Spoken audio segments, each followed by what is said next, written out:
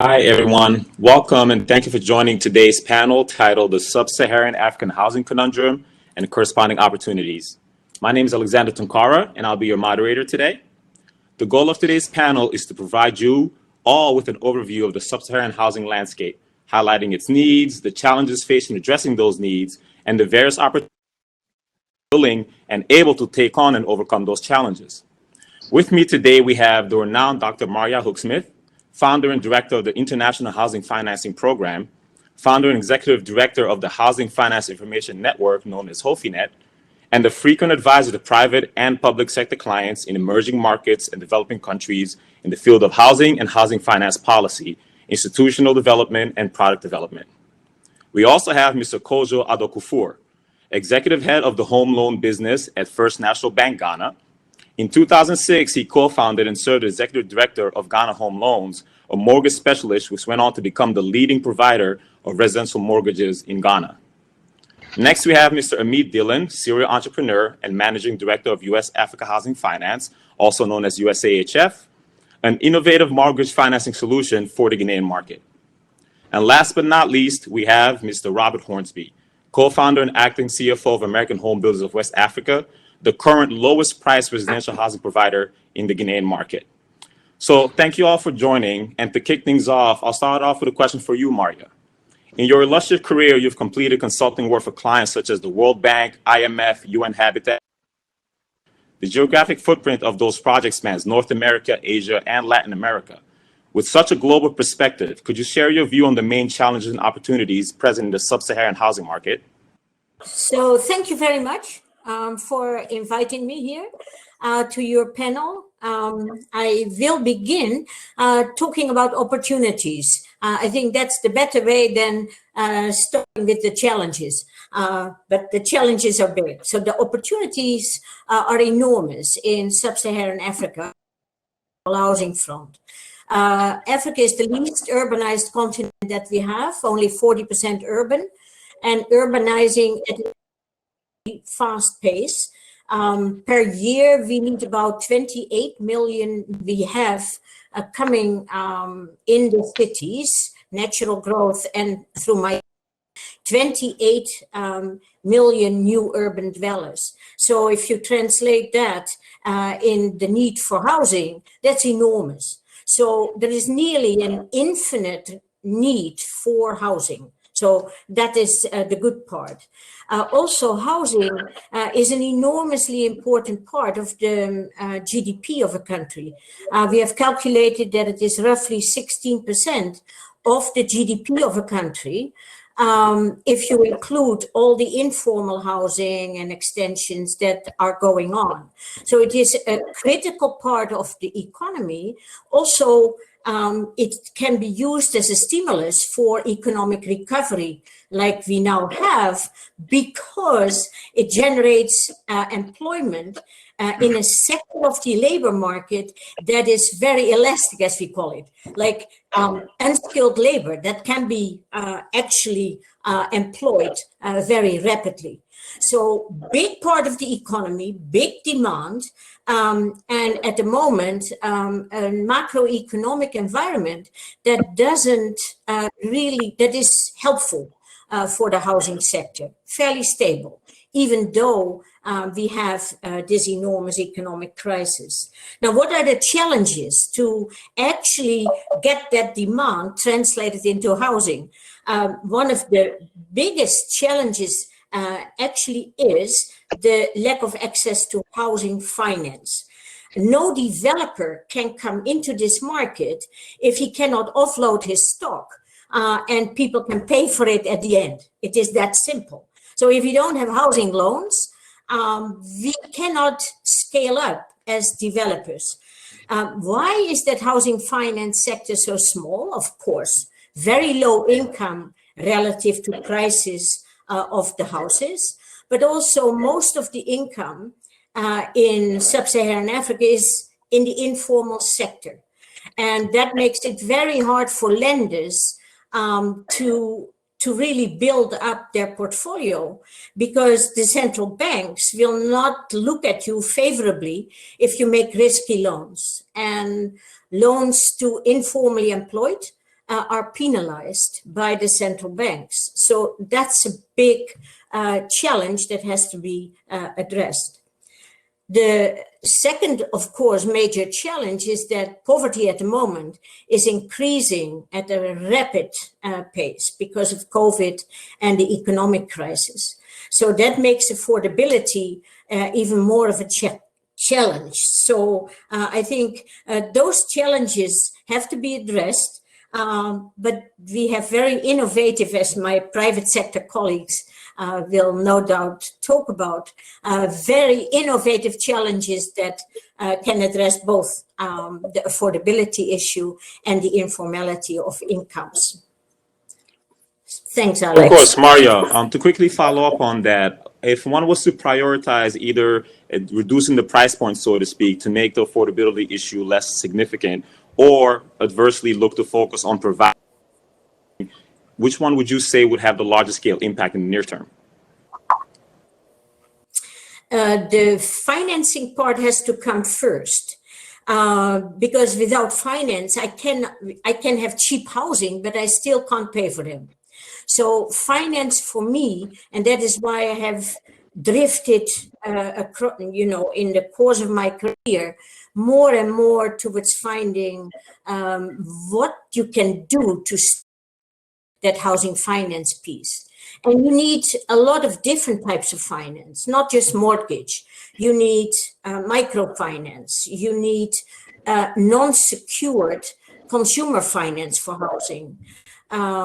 So that picture, but that finance problem has to be addressed first. Yeah. Yeah, Alex, I often think of it as I tell people to do a thought experiment. If you had to buy your own home today, if you're living in the US or Europe or wherever, without any financing, no mortgage available at all, I mean, what percentage of the audience here would be able to do that? I mean, my guess, I certainly wouldn't be able to. My guess would be very, very small. But that is the situation that people are dealing with in Africa today. We see it all the time, Bob and I, with our customers. Thank you, Ameet. Actually, this kind of transition I'm sorry, excuse me. Go ahead, Marja. No, it's an enormous issue. And in Africa, in low-income countries in general, the mortgage sector is only like 3% of GDP. And in well-developed economies, this is about 60, 70% or even higher. So we have tiny, tiny mortgage markets. Relative to the GDPs of countries. So we have to really work very hard on that. I would almost say, Marja, in some cases in Africa, non-existent. I mean, tiny is probably not even the right word. They just don't even exist. I mean, Kojo will talk about Ghana. That's a little bit more, I mean, obviously quite a bit more advanced. But where Bob and I operate in Guinea or in parts of Francophone Africa, I think it's fair to say there is no mortgage market. It just doesn't exist. Yeah, that's true. Yeah. Great. Kojo, my next question will be addressed to you. You've done a phenomenal job addressing the mortgage finance deficit in Ghana. Can you tell us a little bit about your story and your experience first with Ghana Home Loans and now with First National Bank? So thanks a lot for the opportunity to participate on this platform. So let's Ghana Home Loans story. Then I'll react to a couple of comments that have been made by my colleagues. So in 2004, a couple of colleagues and myself decided to attack home ownership, in response to some of the observations that have already been made. We drew inspiration from a company called SA Home Loans based in South Africa. They had done something similar in the SA market. So we decided to replicate that model here in Ghana. And at the time, Ghana was just coming into the middle income bracket. We had gone into the HIPIC program and a lot of debt forgiveness had being given to government. So, so the whole idea of Ghana transitioning into middle income was very consistent with this objective we had to set up a mortgage company. And after a couple of years of hard work, we managed to sign up as shareholders, Standard Bank of South Africa, FMO of the Netherlands, and we'll talk about them in a minute, and then a group called Broadcove Partners, kind of a small outfit based out of somewhere near Boston in the US. And then later, we signed up IFC as well as shareholders. And with a long-term funding of 30 million from OPIC of the US, Ghana Home Loans was born. And from 2006 to 2017, we did a very good job of trying to transform the mortgage market and bringing the product mainstream. I think by 2010, we were by far and away the largest provider of the product.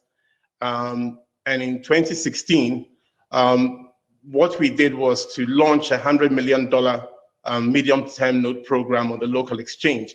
And the reason for that was we wanted to diversify away from DFI funding. Because between the OPIC facility we signed in 2006 and 2016, we signed facilities with FMO, IFC, Proparco, DEG, all the DFIs that operate in the local space. We were talking to raise medium to long-term funding because you don't get that kind of funding in the local market. So in 2016, we raised a local alternative to this, which was the $100 million note program to fund our business. And the whole idea was that we issue notes under the program and we use it to write mortgages. A couple of things which are peculiar about our model. We raised funding in dollars and actually lend dollars into the local market. So when you take a facility from us, we give you the choice of borrowing either in cedis or dollars, but most of our clients tend to go for the dollar facility. And that's because of the cost of local currency. I mean, local currency has historically been quite high. To give you a sense of rates, if you borrow in dollars right now, if you take a mortgage in dollars right now, you're paying somewhere between 12.5%, 13% per annum. That sounds high. But when you take it in cedis, which is the local currency, you're probably paying early 20s. I mean, if you can think of paying a mortgage at 20%, you have a sense of what that does to the market. So most people foreign currency, which in itself presents the obvious challenges, which I'm sure are evident to anybody on this platform. So that's one of the things which are peculiar about the way we did it. And also we were able to structure it such that we provided people with an alternative, because before we came on the scene, the way you'd buy a house, if you were buying it, would be to make staged payments. I mean, if you're buying a house, say 100K, the vendor, the developer, will tell you to pay 30% upfront, another 30% in pretty much like a year's time, and then you pay another 30% and 10%. So maybe over a year or 2.5 years, you're supposed to pay for the entire house. And that's a big ask. And so most of the people who could afford this were those who were based outside the country. And so what we did was to make it possible for the local residents to be able to borrow on a long-term basis and acquire homes. I think it was Marja who said that the mortgage to GDP ratio is around 3%. In Ghana, it's even lower than that. In Ghana, we're still struggling to even hit the 1% point. And that's because when people think of home ownership, mortgages isn't the thing that comes to mind. I mean, most people build their homes, they don't buy. And to build a house, all you need to do is to find land from either the family or whoever is selling, and you tend to build at your own pace. So when you drive around Accra, you see a lot of houses under construction. Some of them quickly, some of them to pretty much literally take a lifetime to build. And that's how a good majority of people think of home ownership. And so when we came on the scene, we weren't only just providing a financing solution, we're also changing mindset, and that's even more difficult than getting people to borrow in dollars. And so as I said, we did that for the period from 2006 to 2017. Then we took a strategic decision with our other shareholders to convert to become a universal bank. So we changed from Ghana Home Loans to GHL Bank. So in addition to providing the mortgages, we provided a whole suite of universal banking products. And the reason for that was to deepen the relationship we have with our clients. Because in our old world, all they did from us was to take a mortgage loan, and they did all their banking elsewhere. And we tried to provide all their banking under one roof. And so that kicked off in 2017. And the next step after that was a merger with the local operations of First Rand Group, which is called First National Bank Ghana. That took place last year, 2020. So GHL Bank and First National Bank Ghana merged to create First National Bank. And so that's how we've been operating since. But real estate and mortgage finance is still very much in our DNA and still a significant portion of of what we do. So in a nutshell, that's been the story so far. Thank you very much for that, Kojo. We have a lot of questions in the Q&A, but I'll make sure to address them at the end once we go through what we want to cover with the panelists. Ameet, to transition to you now, because similar to Ghana Home Loans, you are also making leeway in addressing the mortgage financing challenges, but specifically in Guinea. Can you tell us a little bit about how different your experiences are based on what you've just heard from Kojo, specifically given the impact DFI has had quite early on, and I understand that your business is completely privately financed without any of the DFI involvement? Yeah, in fact, it's very interesting, Kojo, to hear you say. Can I actually ask you a question? And you'll understand why I'm asking. Roughly, how many loans do you have out in terms of dollars, like 100 million, 200 million? What's your outstanding loan balance, ballpark? And the reason why I'm asking this question is just to let you know. So US Africa Housing Finance, we just hit the $2 million mark in terms of loan outstanding, and that's across 43 loans. I'm sure Kojo's answer is going to be much, much larger than that. Obviously, he's been in the marketplace for a lot longer, but I'm just trying to give you a sense of sort of the contrast. So Kojo, just ballpark, 100 million, 200 million, whatever the number, Yeah, it's closer to the 100 mark, 100 million US. Okay, so let's assume $100 million. So I'm just trying to give people a sense of sort of what it looks like. So they've got roughly 100 million US dollars in outstanding loans in Ghana, which is, of course, for those of you that are familiar with Guinea, Conakry, it's not nearly as well developed a market. And Ghana, I think, arguably is one of the most well developed markets in Africa. So we began, so Bob Hornsby, who's going to talk after me, the sort of the origin story of US Africa Housing Finance. And I think the name kind of sums up what we do. So US Africa Housing Finance. I'm an American company. I'm the managing director of it that provides housing finance in Africa. Specifically, as Alex mentioned, the country of Guinea Conakry, where Alex is from and knows very well. And the reason why I'm involved in this is because Bob Hornsby, my very good friend here, and I went to business school together at Wharton, UPenn, where Marja is a professor. Back in 2000, we graduated. And, so Bob and I are great friends. And one fine day, what was it, about 2015, I think, Bob calls me up and says, "Hey, Ameet, there's this new venture I'm starting." And, Bob and I are very, very close friends. I'm like, "All right, Bob, now this I got to hear. What are you up to?" He says, "We're going to be building houses in Africa." I said, "Okay, great. Where in Africa?" He said, "In Guinea." I said, "Is that like Papua New Guinea? What are we talking about?" He's like, No, that's not even Africa. What are you talking about? So I had to go to Google Maps, looked it up, said, "Oh, okay, this is a Francophone country in West Africa, probably 3, 4, 5 countries away from Ghana." I didn't think anything of it. I said, "Okay, fine, Bob, you're one of my great friends. I trust you. I'll invest some of my personal capital in your new company called American Homebuilders of West Africa." A couple of years went by. I didn't really think anything of it. I was just a passive investor. Bob would call me every once in a while and tell me, "Hey, this is happening, that's happening." But then we quickly realized that there was a problem. And that problem was that there was no way for American Homebuilders of West Africa to grow in any significant way without housing finance, which is exactly to your point, Marja. And that's why I interjected to say, I asked myself at that point, I'm like, yeah, if I had to buy my house here in California without a housing finance, I couldn't do it. So how in the world are we going to sell these houses in Guinea? And so we brainstormed, Bob, myself, and his partner, Jonathan Halloran. And, we talked to some US banks to see, well, okay, maybe we can get some American bank to help us with financing. They, of course, more or less laughed at us and said, "Are you kidding me? Oh, there's no way we'll give you financing for houses in a country we've never even heard of."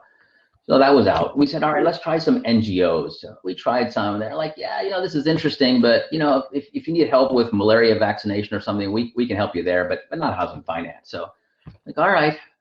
We said, "All right, let's talk to some African banks." We talked to EcoBank. Didn't talk to you, Kojo, at Ghana Home Loans. Maybe that was a mistake.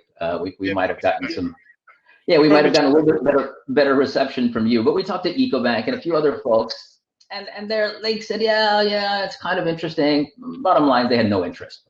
So as I often like to say, necessity is the mother of invention. So we realized, and I personally realized, my investment in American Homebuilders is going to go nowhere if we don't have housing finance. so Bob and I said, the guy said, well, hey, Ameet, why don't you run US Africa Housing, or why don't you run a company to do housing finance, which, we named US Africa Housing Finance. And so that's where we started in 2017, March of 2017 to be precise. So coming up on 4 years that US Africa Housing Finance has been in existence. And so you can think of Bob's company, American Homebuilders, it's a developer. They're actually building the houses. And you can think of my company, US Africa Housing Finance, as their exclusive housing finance partner.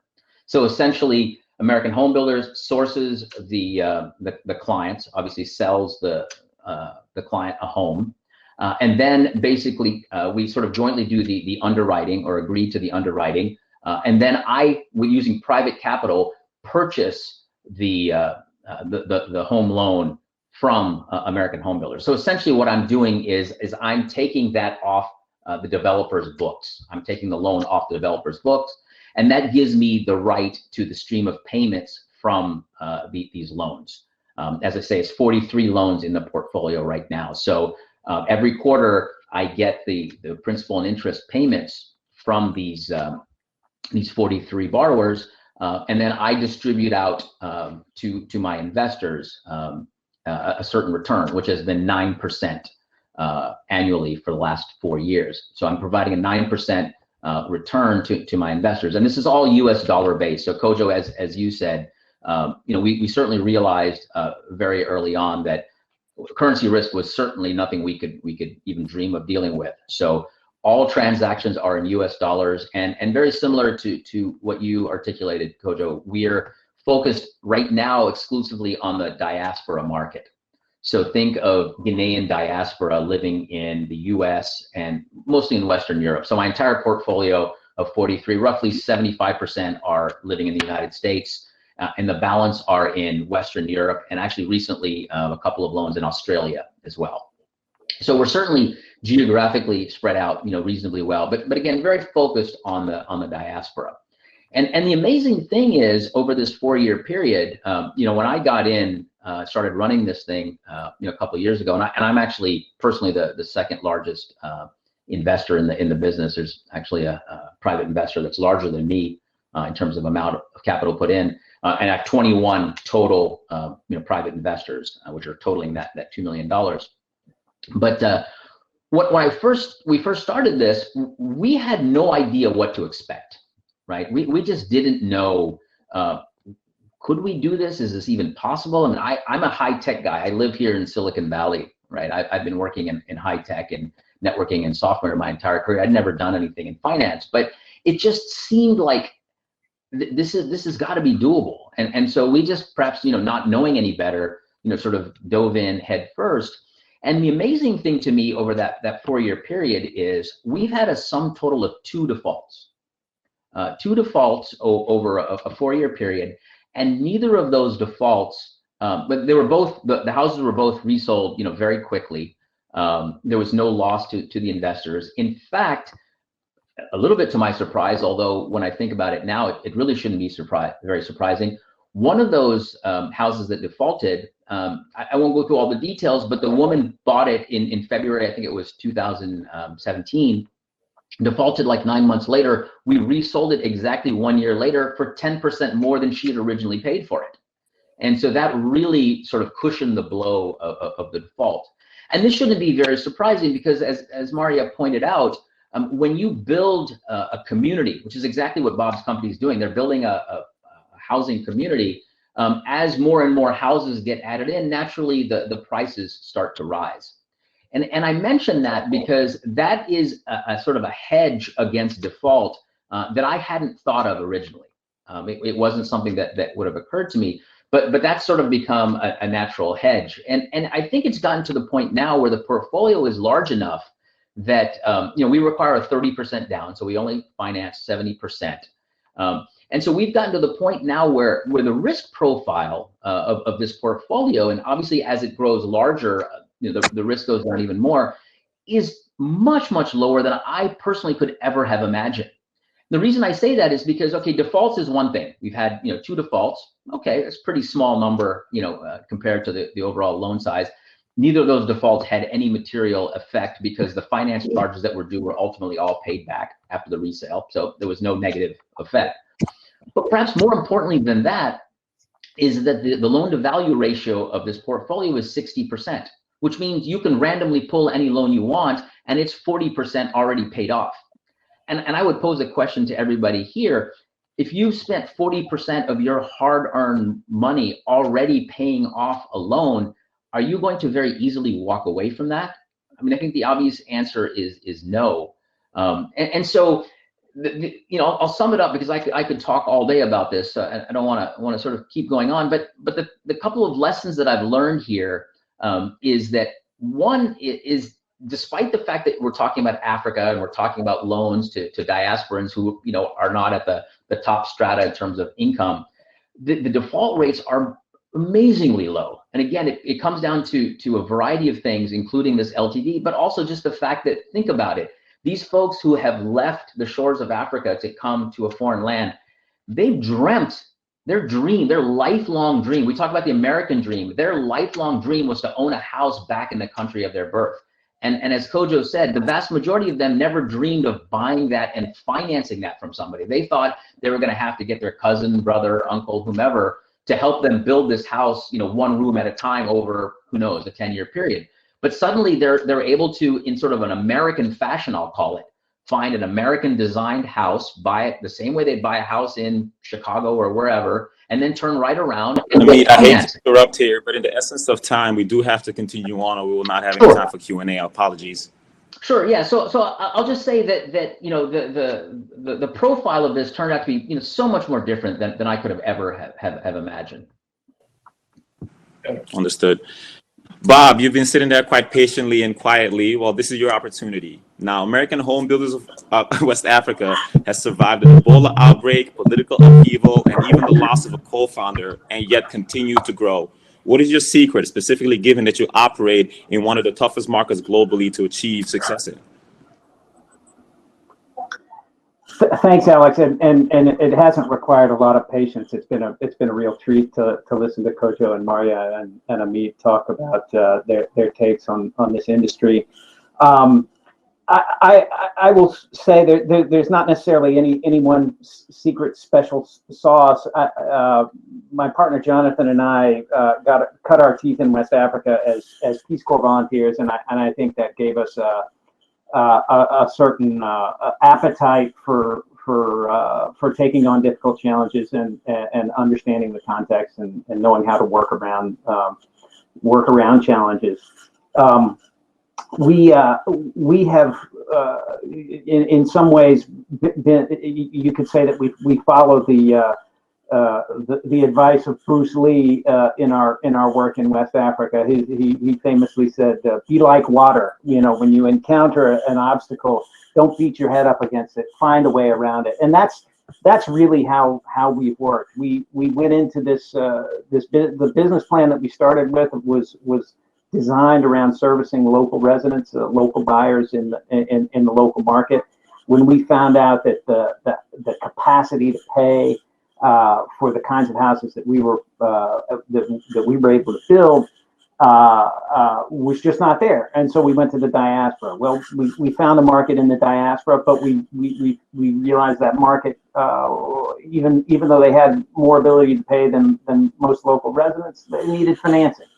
And Ameet told you the story about how we invented a solution to that problem based on our experience of knowing what it was on the ground.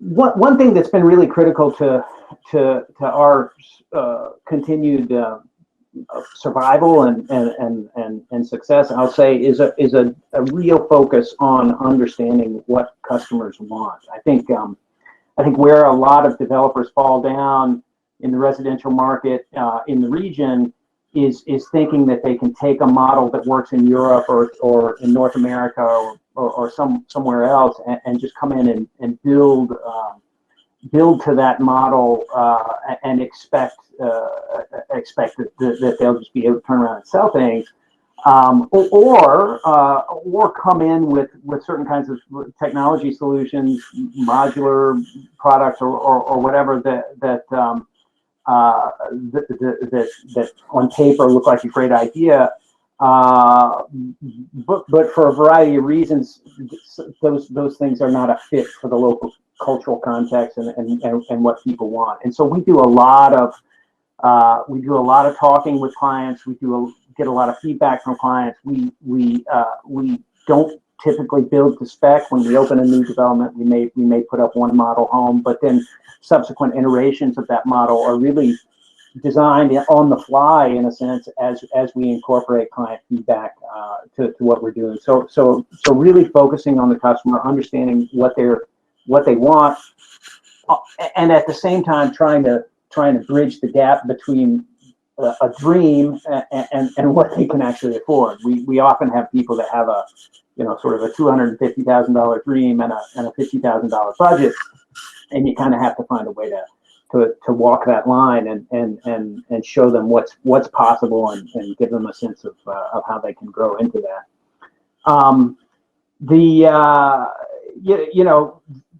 The key constraint for us, I'll back up. I'll say another thing that has been really important for us in the way that we work, and particularly over the course of the past year, has been critical to our survival, is that we have from the beginning believed that the only way to build a business that can grow in the region is to build it with local labor, local management, and work with local subcontractors. So you'll see a lot of people that go into Sub-Saharan Africa and build up local operations with lots of expat management. And even in the case of the Chinese, that they'll bring in expat labor as well for a lot of projects. And our sense is that that's an expensive and actually ultimately a risky way to do business. You think about when we started during the Ebola outbreak, most expats left. Entire industry shut down in Guinea, Liberia, Sierra Leone because expat management got yanked out. Fast forward to the past year with the coronavirus pandemic, and people can't get in. Like, the travel restrictions have prevented us from being there the way that we normally would. Ameet and I were there last in November 2019. Normally I would have been there several times between now and then, but because we invested in building up a local team that can manage that operation, and Alex, you've actually been there, you've seen these guys, they don't need us to stand over their shoulders. And I think people talk about the brand of Africa and risks of Africa, and sort of worry about can you rely on a local team. I would argue that you can. You just have to invest in building that team and building a culture there that brings everyone on board with the global mission of what you're trying to do. And once you do that, you actually have a lot less risk than you do when you follow these models of loading up your management with expats. And the last thing I'll say is that the big, these are things that have worked for us, and having this partnership with Ameet and working together to set up this housing finance solution has been critical. Buyer financing remains the key constraint to our growth. And Ameet can talk to you about some of the challenges in kind of telling that story to investors. But anybody that looks at housing and affordable housing in the region, if there were, for every 5 people that have some kind of technology solution to housing, whether it's modular or 3D printing or whatever, if there were one person that had a creative financing solution for every 5 people that have a creative technology solution, we don't, as Marja said, financing has to come first. Don't bring me 3D printed house. Don't bring me a modular house. Bring me 3D printed housing finance or modular housing. Bring me some kind of innovation that can remove that constraint, because the opportunity, as Marja said, is immense. And there are ways that you can do this. Ameet is proof positive of that. Kojo is proof positive of that. You can do housing finance in this region. Is it easy? No. Do you have to be innovative? Yes, but the opportunity is there, the need is there, and if you're looking for a place to make a difference in thousands and millions of lives and have a really meaningful impact on the economy at a macro level, there's no better place to play than what we're doing. So. Thank you, Bob, and very well said. With that, in the essence of time, we'll start opening it up to Q&A. But first, I want to thank all of our panelists for sharing their amazing insights. I know that both myself and probably many of our audience members learned a lot today. So for the first question coming from Ira Green, this is direct towards Ameet and Kojo. And Kojo, if you would like to answer the question first. How do you translate your business to a larger audience for affordable housing to urban lower and middle class citizens in Africa? Right. So, I mean, we actually started off, the business plan looked at the non-resident population. That was the target. We thought they were the ones who were able to borrow in foreign currency and easily service foreign currency debt. And the expectation was that about 70% of the business will come from that segment and the rest will be local. In practice, what happened was it was the exact opposite. About 85%, 90% of our portfolio is resident Ghanaians and a smaller proportion offshore. Now that presents us with two kinds of problems. And I'll come to affordability in a minute. But the kind of problem it presents us with is you have local buyers borrowing in currency, in local currency, earning local currency and taking foreign currency facilities. And to give you a sense of what's happened to the city since we started, the city's gone from approximately 1 to 1 versus the dollar to currently 6 to the dollar. So think about that for a minute, from 1 to 1 to 6. And we've had clients who've been with us all the way through. Now, what we realized was that the local buyers, even though they earn local currency and are borrowing in foreign currency, with a bit of difficulty, they're still able to withstand the currency shocks. What we found with the non-resident market, and this came as a surprise to us, was that you find they are less likely to service their loans when there's a recession in the country they're in or whatever. Because no matter what they say, this is always going to be a second home as far as they're concerned. So when there are shocks to their income, the first thing they do is to stop making payments on the house in Ghana because they want to return to it one day, but they don't live there at the moment. And so that really forced us to take a long, hard look at the local market and try to make it work. And so we really then we had to encourage developers building in the affordable space. And to give you a sense of affordability, we think of affordability as anything between $30,000 and $70,000. That's about the price at which you get a decent house and a graduate or somebody, say 3-4 years out of uni, can at least have a good shot at buying. So we really had a long interaction with various developers to get them to come down the price curve into that zone, as opposed to the 100 and 200 and 300K kind of properties we were building prior. And that's the way we saw scale coming into the market. And that's the way we saw the kind of uplift we were looking for. I might just want to also throw into the equation the fact that, I mean, listening to Ameet and Rob, I think I like their model better.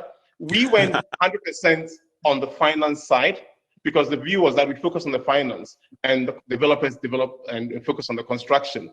But because of the absence of construction finance, lack of supply became a huge drag on the business. You start the year thinking you're going to finance 100 houses and then only 50 get developed. So now you're financing a fraction of your projection, and that didn't let us grow as quickly as we did. I mean, we did some really astonishing things, but it wasn't quite the volumes we're looking for because of the lack of construction finance. Kind of set up a construction wing to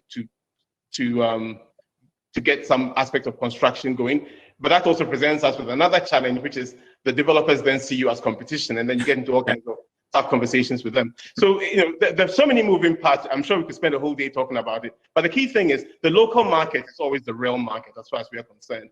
And so the challenge has always been to find developers who are building in the right price range and give them all the support we can. And that includes bringing our funding partners. And we've worked with almost anybody who has any interest in housing finance, Shelter Freak, so many of them. We've brought them all to see the developers who develop in that price range so that they can bring out the critical volumes for us to be able to finance. And that's how we think scale can come to the market.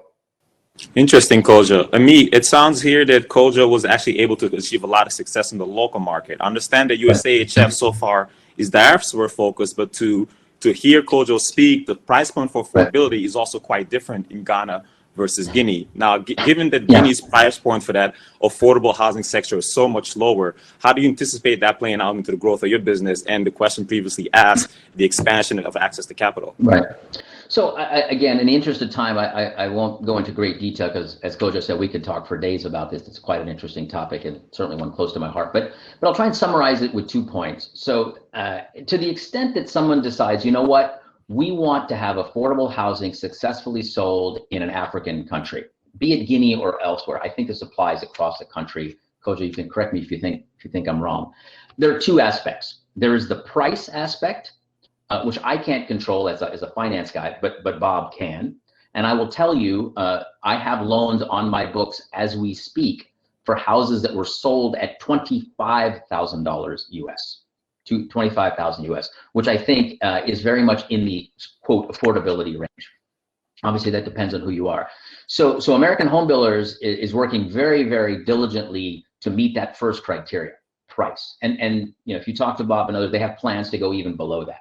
So that is a developer issue, one that they're tackling. On the finance side, I wholeheartedly agree that providing local financing is the holy grail. And that's where ultimately I would like to get with US Africa Housing Finance. But let me tell you, from where I stand right now, it is impossible for me to even dream about doing that without some very serious help from, let's call it government or quasi-government type of entities. So be that DFIs, local governments, IFC, you name it. I simply cannot do it. I cannot responsibly run US Africa Housing Finance as it's structured today with private capital here in the United States to try and hedge against local currency type of issues that I would run into in Guinea. Can't even dream of it. Which is, you know, why I'm on platforms like this and why I'm trying to talk to people is I'm trying to sort of shake the various DFIs and governments to wake up and say, look, here is an innovative bank financial institution that will grow this market. And I promise you I can grow this market, but I can't do it alone. I need them to step up and say, okay, we believe you. We've seen what you've done. You've seen your 4-year track record. Here's what we'll do. And you don't have to dump a bunch of money at me, but give me a facility to do that and the ability to hedge. Those are the 2 things, price and some I'll call it quasi-government help. Without those, you'll never reach affordable housing in Africa. It's just not possible.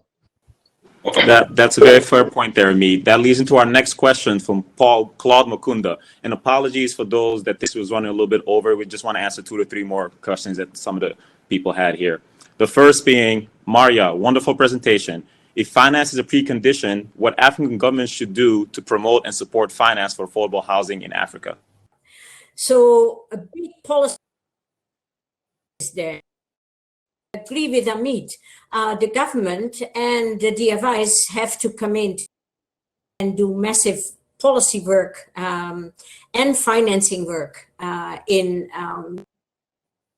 Africa, and they do. So the first thing, of course, is to deal with the credit risk, and the credit risk has 2 components. It is related to the land. You need collateral in order to make the loans cheap, to make a real mortgage loan. Mortgage loans are cheaper than consumer or microfinance loans. So you want cheap loans, then you have to create a market. And for that mortgage market, you need land as collateral. So you need to develop your cadastre, you need to develop your property rights. At the moment, that is a very hopeful area. It has been a terrible area to work in, but at the moment we see in drone technology, we move away from plotting each plot, registering each plot in the old coordinate survey way. And we are seeing agreements in the central banks to allow the modern tech, to come to this market. So get land surveyed in a not so perfect way, so that at least it can serve as collateral for the loan, which makes lending a lot cheaper. That's one part.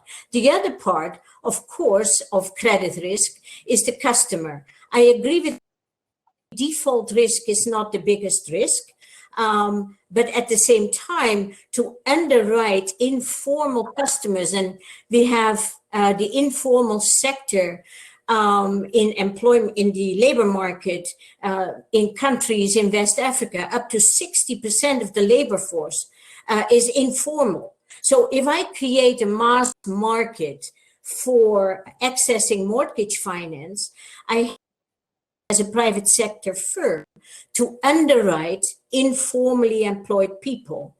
India has made enormous progress. None of that has happened yet in Africa. But when we look at the continent of equal income level and the facilitative role of the central bank and the liquidity facility for housing in India, they have made to allow the private sector to find ways to underwrite in a very creative way people that are informally using technology, using GIS systems. I can go on about that, but very innovative. The private sector in Africa hasn't even begun doing that. So those would be very critical parts. Then, of course, the private and public sector together have to develop information systems like credit bureaus, the underwriting and scoring models for credit risk, mortgage insurance, so that that credit risk piece becomes manageable. The second, apart from credit risk, the second other part is what Ghana has been doing and South Africa, and that is accessing capital markets to really expand the funding base for more and for microfinance as well. So how do we access capital markets? How can that be facilitated? The DFIs have started several liquidity facilities in Nigeria, in Kenya, in Egypt. Not very successful. I think the Ghanaian model is a lot more promising. The securitization window that is different from just providing a refinancing possibility. But those, if you get a handle on the credit risk, both lend and informal underwriting, as well as access to capital markets, that those mechanisms are needed to bring this sector to scale. And that's what we are all working on together, public and private. Alex, Understood. Robert, what are I just wanted to jump in briefly and say I'm glad Marja brought up underwriting, because this is sort of a huge part of what we do, and we hadn't spoken about it yet, but it's also one of those things where in our work with Ameet, we essentially had to create a process for underwriting West Africans in the diaspora for home purchases in West Africa, because nobody was doing it. And that process spans people who are medical doctors and financial professionals and UN employees on one end, and what I would argue is something that looks like informal sector, in the sense that we have people who run their own hair braiding salons, and we have people who are Uber drivers, and coming up with a process for underwriting them. Some of these people are very well integrated into the financial system. Many of them are underbanked in a way that is consistent with how immigrant communities have been cut out of the financial system for ages, right? And so when we have people come in we'll get credit scores for everybody that we can get credit scores for. But the credit score for us is a starting point of the discussion, not the be all and end all, because you might have somebody with an 800 credit score who's trying to buy a more house than they can afford. You might have someone with a 550 credit score who's got a low credit score because they've never had a credit card. They've never taken out a loan. They just have no history. And then you have to roll up your sleeves and really kind of understand what their financial situation is like. And this is one area for us, and Ameet and I have been talking about this a lot. It's an area where we're planning to make some investments because it is a very labor-intensive process for us right now. People in the industry have told Ameet that it's too strict a process because we don't have so many defaults. That's right. Yeah. But for us, you know, I think our goal here is different perhaps from some people that operate in the mortgage industry here. We want people in houses. We want to keep people in houses. We don't want defaults. Defaults are you know, yes, can we get through a default and not lose money? Yeah, but that's not why we're in this business, right? We want to make sure people can afford to buy these homes, but we do think there are more efficient ways that we can do that underwriting. Bob, I don't know if we have time, but the EDPP program that we have set up, I think is very innovative from a underwriting perspective. Yeah, I'll just speak briefly to that. We sell houses three ways. Some people buy them in cash, just pay over the course of construction. Some people do financing through USAHF Housing Finance, which goes up to 10 years.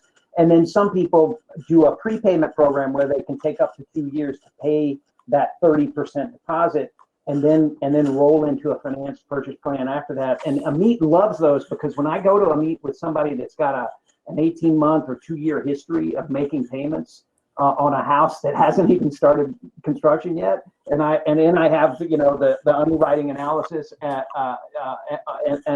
on top of the underwriting analysis, a payment history.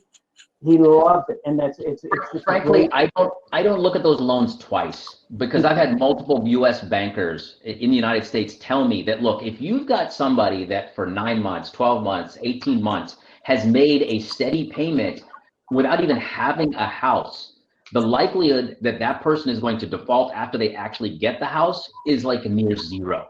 You almost don't even need to qualify them any further. I mean, obviously we still do. We still look at everything, but that's very, very unique. Every banker I've ever talked to in the United States is like, that's fantastic. I wish we could do that. You know, they can't. We can. We're, you know, innovative private entity. And that's, I think, one of the many reasons why the default rate is so low because we're doing those kinds of things. So actually, we got a similar product which we launched about 3 years for that ago. closing comment. Yeah. Now, I was going to say we have a similar product. Excuse me, Kojo? We launched. Could you repeat that? That's it. We have a similar product to that which we launched about 3 years ago called Save to Own. So same thing. I mean, it's evidence-based credit.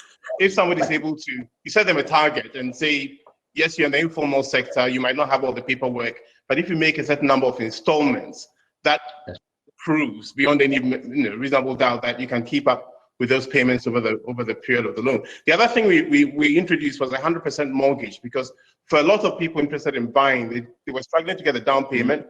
So in conjunction with a group out in SA, we're able to provide insurance. So you take out a policy and then you borrow 70% of the loan, and the policy pays out if there's a default in the first 3 or 4 years. So that allows those with a down payment who don't have the down payment to acquire the property. So yeah, I think that's a concept of private mortgage insurance here in the U.S. But yeah, similar concept. No, that makes a lot of sense, Kojo. Right. Yeah. All right, thank you, guys. I'm going to have to cut it for time here. What I will do, however, is give each of our panelists an opportunity to, within 2 to 3 sentences, say what their key takeaway they want to leave the audience with, and potentially talk about the next steps of their business. And if you're open to having anybody that was part of today's conference reach out, just kind of give you an opportunity to share what you want to share. And we'll start with you, Marja. Key takeaway. A continent of enormous opportunity. It has to be broken open, and that requires indeed the collaboration of the private sector with its innovation and ways of doing things in a different way, but it also requires government regulations to facilitate the private sector to actually allow them to be innovative and not be penalized for it. That's my takeaway in 2 sentences. Been very concise. Mr. Kojo. Yeah, I think I'll second that. I mean, there's enormous opportunity here, and there's so many different of which we've discussed. And it's not just a housing problem. Somewhere in there, there's an infrastructure problem as well, providing the infrastructure that makes a lot of these affordable housing projects livable. Because normally when they talk affordable housing, it's somewhere out in some remote part without any access routes or any of the basic utilities. So it's a huge opportunity, lots of moving parts, and anybody who's interested in the real challenges, more than welcome to jump in. But the rewards are quite clear for everyone to see. Yeah. So 2 sentences. Great rallying cry, Kojo. How about yourself, Robert? Well, I can only echo what Marja and Kojo have said, and I'll just say, for people that are looking for economic returns, the impact, you're talking about a region where it's a young population, it's a fast-growing population, it's a fast-growing economic zone. Anybody that's looking for real opportunity should be looking at something here. Housing, I think, is great. There are many other sectors that are great too. And to those that are still sort of carrying around this burden of the notion that there's such a thing as Africa risk, I will say this to you: if you're investing in the U.S., don't come talk to me about Africa risk after last week. Oh my goodness. Ameet, I'll give you the final say. All right, mine is simple. Mine is simple. Investors are welcome. I told you I'm at $2 million in outstanding loans. I'm going to get to 10 million quickly, and I'm heading to 100 million. I cannot do it alone. Anybody that wants to jump on board with us, come in, and I can promise you 3 things that you'll get. A great return. It's been 9% for the last 4 years. Relatively low risk. I would argue much lower risk than probably you're taking in the US markets today. 60% loan to value, as I mentioned. And third, which is, I almost hate to put this third, but I think it's almost the most important, is empirically obvious social impact. As Marja said earlier, you cannot build a community in a country with local labor and all the things that it involves without having positive social impact. Just, it can't happen. They go hand in glove. So if you're looking for a great social impact investment, gives you great returns with low risk, come my way. Great. Thank you so much to our panelists and to everyone for attending today. If you want to have any follow-on conversations or want to set up any other time, please reach out to us directly or the Empower Africa team. And once again, thank you all for your time, and hopefully we can address the housing conundrum in Sub-Saharan Africa as we move forward. Take care, everyone. Thanks, Alex. Thank you, Alex. Take care. All right. Bye-bye.